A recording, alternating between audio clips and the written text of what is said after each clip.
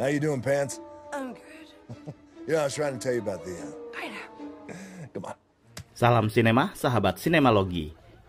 Jungle Cruise adalah film action fantasi petualangan yang disutradarai oleh Jaume Collet-Serra. Film yang diangkat dari wahana atraksi Jungle Cruise di Disneyland ini dibintangi oleh Dwayne Johnson, Emily Blunt, Jesse Plemons, Paul Giamatti, dan lain-lain. Film ini menceritakan tentang mitos pohon ajaib yang bunganya memiliki kekuatan menyembuhkan. Dr. Lily Houghton, botanis eksentrik yang jengah dengan dominasi laki-laki di dunia sains tahun 1916, percaya bahwa pohon itu benar-benar ada. Dr. Lily yang diperankan oleh Emily Blunt lalu mencarinya dengan menjelajah sungai Amazon bersama kapten kapal penjelajah Frank Wolff yang diperankan oleh Dwayne Johnson. Peristiwa-peristiwa tak terduga pun muncul sepanjang perjalanan mereka menelusuri sungai dan hutan.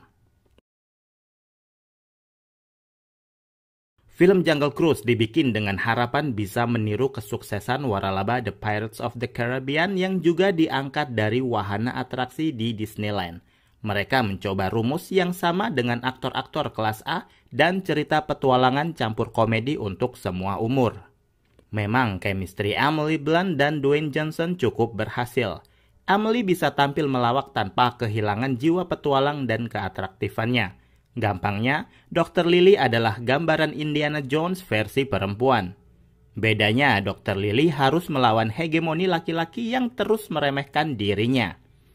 Sedangkan Dwayne Johnson tetap terlihat seperti Dwayne Johnson. Karismanya, gestur komedi aksinya yang khas, mampu melengkapi akting Emily Blunt. Memang saya tidak mengharap Dwayne Johnson menjadi sosok lain sih. Dia cocok dengan karakter jagoan tangguh yang guyonannya garing seperti itu.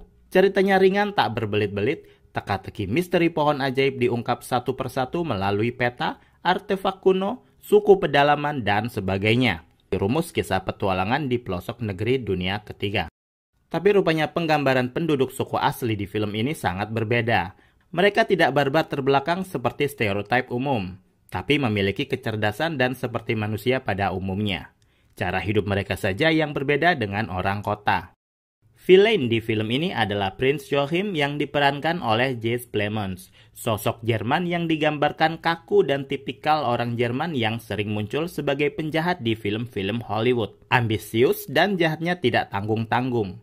Hubungan Dr. Lily dengan Frank Wolff di film ini mengingatkan saya pada pasangan Brendan Fraser dan Rachel Weisz di film The Mummy. Tektokan mereka dan kisah petualangan fantasi yang senada.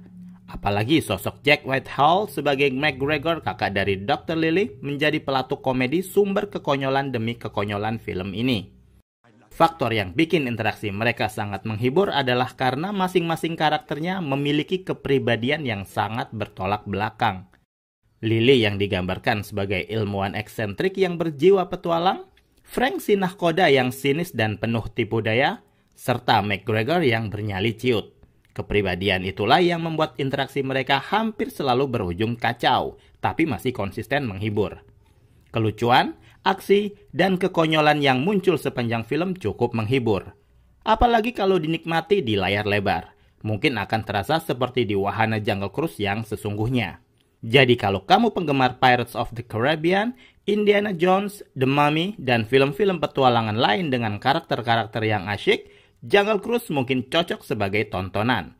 Meskipun musik scoring film ini belum se-memorable musik dari Pirates of the Caribbean, apalagi seri Indiana Jones. Tapi setidaknya Jungle Cruise juga menyimpan plot twist yang lumayan. Demikian video reaksi dari film Jungle Cruise yang sedang tayang di bioskop. Jangan lupa like, comment, share, dan juga subscribe. Pantau terus akun sosial media Sinemalogi. Salam sinema dan bye-bye.